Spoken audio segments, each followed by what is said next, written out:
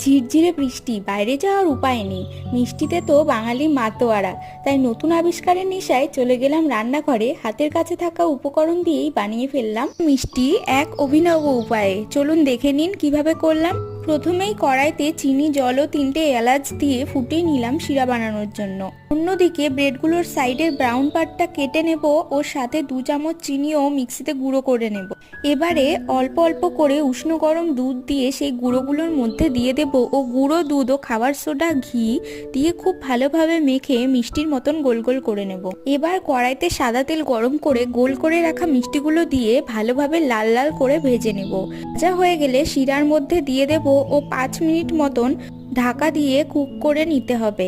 এবার gas off করে 2 ঘন্টা রেখে দেব, যাতে ভেতরে শিরাগুলো খুব ভালোভাবে ঢুকে যায় ও ফুলে ওঠে।